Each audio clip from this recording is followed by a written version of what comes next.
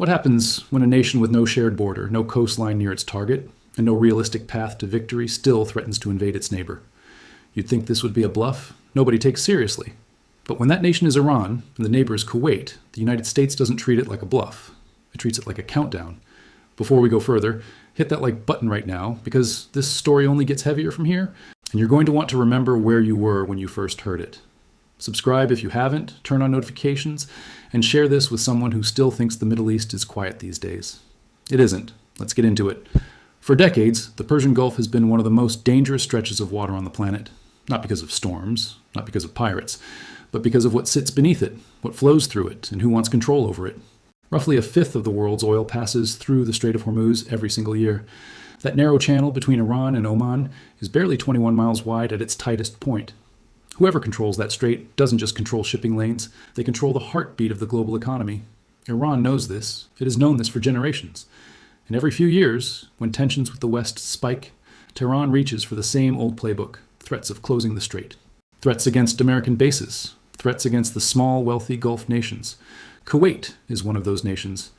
And it has been in Iran's crosshairs, rhetorically at least, more times than most people realize. Here's the part that makes this story different. Kuwait doesn't even share a land border with Iran. Between them sits Iraq, a country still recovering from decades of war, still fragile, still unpredictable.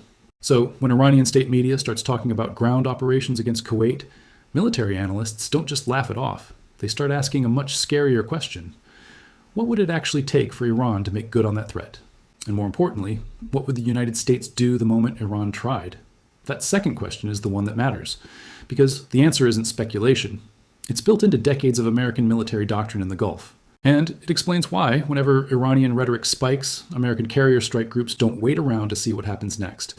Let's rewind and understand why Kuwait matters.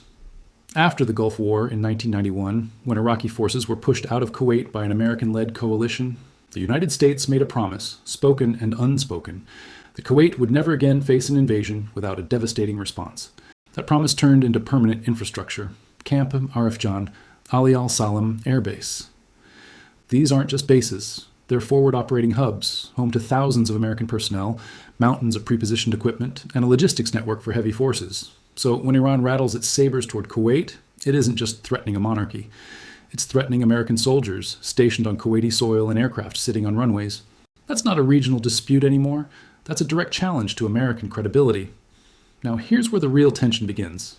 Iran's military strategy has never been about matching the United States tank for tank or jet for jet. Iran knows it would lose that fight in a straight line. Instead, Iran has built what analysts call an asymmetric strategy. Fast attack boats swarming in packs, anti-ship missiles hidden along the coastline, drone units capable of overwhelming defenses through sheer numbers, proxy militias scattered across Iraq, Syria, Lebanon, and Yemen, all capable of striking American interests without a single uniformed Iranian soldier. This is the strategy of a nation that knows it can't win a conventional war, so instead, it tries to make any war too costly, too chaotic, and too unpredictable. It's a strategy built on fear, uncertainty, and the hope that the other side blinks first. But the United States military doesn't build its Gulf strategy around blinking. It builds it around overwhelming, immediate, and precise force. And that difference in approach is exactly what creates the kind of situation to understand. Picture the scenario. Iranian state television airs another round of aggressive rhetoric. Officials threaten Kuwait directly, promising to seize American personnel if provoked. Simultaneously, American intelligence picks up unusual movement from the Revolutionary Guard. Increased radar activity along the coast, naval vessels repositioning near the strait. To an outside observer, it might look like theater. To American Central Command, a trigger point. Within hours, not days, the American response begins. Carrier strike groups already stationed in the region shift into a higher operational tempo. Fighter squadrons that were running standard patrols suddenly start flying around the clock. This isn't a slow buildup, it's closer to flipping a switch. Because the point of prepositioning force is to remove the element of surprise. Iran cannot move without the United States seeing it. And Iran cannot escalate without expecting an immediate, disproportionate answer. So let's talk about what that answer actually looks like in specific detail. The backbone of any American response in the Gulf is naval air power. A single American aircraft carrier is essentially a mobile air base with dozens of jets. The signature aircraft in this fight is the F/A-18 Super Hornet strike fighter.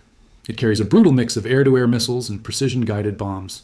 Its radar system can detect and track multiple targets before the enemy even registers. That technological gap matters more than people realize. Iran's air defense network still struggles against modern stealth and electronic warfare.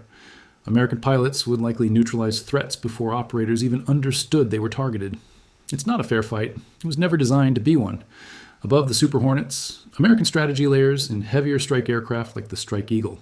These are built specifically to carry massive payloads of precision bombs deep into enemy territory. These aircraft aren't aiming at random targets in the desert. Modern American targeting doctrine is built around precision, hitting exactly what needs to be hit. Power grids tied to military command centers, radar installations, drone storage facilities. Anything that enables Iran's ability to project force gets identified and eliminated. Here's something that doesn't get talked about enough: Iran's investment in drone warfare. Iran has proudly shown off underground drone facilities in state propaganda videos, but showing off a hidden base on camera comes with a devastating risk. Every visual detail and every landmark becomes a data point for intelligence analysts. Propaganda videos meant to project strength can end up handing adversaries a roadmap. This is the paradox at the heart of Iran's strategy. The regime that wants to appear untouchable keeps giving away information that makes it touchable. Now, let's talk about what happens on the ground if Iran actually tried to send forces. There's no shared border. Any invasion would require moving through southern Iraq. In modern warfare, exposed columns of vehicles moving across flat terrain are targets. With satellites and precision missile systems, any movement would be detected immediately. This is where the technology gap becomes almost uncomfortable to think about. American precision strike systems identify a moving target and strike it within minutes. A column of tanks crossing open desert would face annihilation before it ever got close. Military analysts say it bluntly: in modern warfare, visibility is death, and in the open deserts between Iraq and Kuwait, there's nowhere to hide. The simple physics and geography make a ground invasion of Kuwait a catastrophically costly gamble. So why does Iran keep making these threats anyway? Because the goal was never really Kuwait. The goal is fear and uncertainty. The goal is forcing the United States and allies to spend money, resources, and attention. It's psychological warfare disguised as military posturing with real effects. Global oil markets react. Shipping insurance rates rise. Gulf nations increase spending. Even threats that never turn into action can shape the world simply by existing. But the more times a nation cries wolf, the more it risks its bluff being called. Or worse, a miscalculation turns rhetoric into a real strike and a real war. Now let's talk about the bigger picture, the Strait of Hormuz. Roughly 20% of the world's petroleum liquids pass through this narrow waterway. If Iran ever attempted to close it, the global economic shockwave would be immediate. Oil prices would spike, and insurance costs for shipping companies would skyrocket. Countries thousands of miles away would feel the pain at their gas pumps within days. This is why the United States maintains such a massive naval presence in the region. It's about defending the artery through which a huge percentage of the planet's energy flows. Any Iranian threat to Kuwait is treated as a threat to global stability itself. A country with a fraction of America's military budget still keeps the world on alert. Asymmetric threats don't need to win a war to cause massive disruption. They just need to create enough uncertainty that the other side prepares for the worst. If you've made it this far, drop a comment with one word describing Iran's real endgame: fear, distraction, survival. Whatever comes to mind first, type it below. I genuinely want to see what this community thinks before we go deeper into history. Let's go back in time, because history gives us a pretty clear pattern here. This isn't the first time Iran has used aggressive rhetoric during periods of tension. Throughout the 1980s, Iran targeted oil tankers in what became known as the Tanker War. That confrontation ended with American forces decisively defeating Iranian naval assets. Whenever tensions cross from rhetoric into action, the outcome has not favored Iran. The pattern repeats today, with drone programs and militias striking American assets indirectly. Each time, the United States responds with a calculated show of overwhelming readiness. This is the concept of deterrence, explaining why the Gulf hasn't erupted into full-scale war. Deterrence is about proving so convincingly that you would win that the other side never starts. Every carrier group sailing through the Gulf exists primarily as a message. The message is simple: don't test us, because the response will be devastating. Any attack on American assets or allied shipping would be met with an exceeding response, a response designed to make the cost of aggression so unbearable it's not worth attempting. Behind every fighter jet and warship, there's a human cost buried underneath the headlines. American service members live under near constant readiness, months away from their families. Iranian citizens bear the weight of sanctions, watching their currency weaken and economy strain. Smaller nations like Kuwait are caught in a rivalry they didn't start. Every escalation carries real consequences for real people who never get a vote. So where does this leave us? Iran postures, and the United States responds with readiness. Kuwait continues to sit at the center of a standoff shaped by geography and history. The world continues to watch the Strait of Hormuz like it's a barometer for stability. If you're finding this valuable, hit subscribe and share this video with one person. Every share helps this channel keep producing deep dives instead of recycled headlines. Let's dig deeper into the military hardware and information dominance involved. AESA radar systems allow pilots to detect and track targets at incredible ranges. An American pilot can identify a threat and act before the opposing system registers. In aerial combat, that time gap is often the difference between walking away and not. The United States has increasingly integrated unmanned systems into its Gulf strategy. Advanced surveillance drones can loiter for hours, feeding real-time intelligence. It's incredibly difficult to mass troops or move naval assets without detection. Iran has invested heavily in electronic warfare, attempting to jam GPS signals. American forces have adapted, developing systems that operate effectively in jammed environments. Modern warfare is about who controls the spectrum and processes information faster.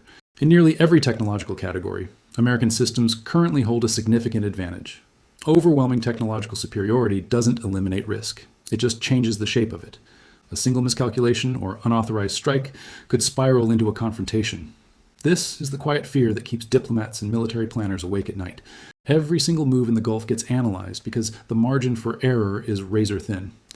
Kuwait's strategic location makes it disproportionately important on the world stage. Its partnership with the United States was a calculated survival strategy. Iranian rhetoric toward Kuwait is really about testing American commitment and resolve. So far, every indication suggests the commitment remains ironclad and the alliance active. That readiness is why threats have never escalated into actual invasion attempts. Iranian planners understand the math, the geography, and the technology gap. They understand that any serious attempt to invade Kuwait would be national self-destruction.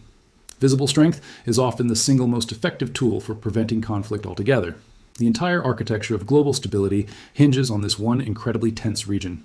Make sure you're subscribed and tap that notification bell for our next deep dive. Thanks for watching all the way through. Stay sharp, and I'll see you in the next one.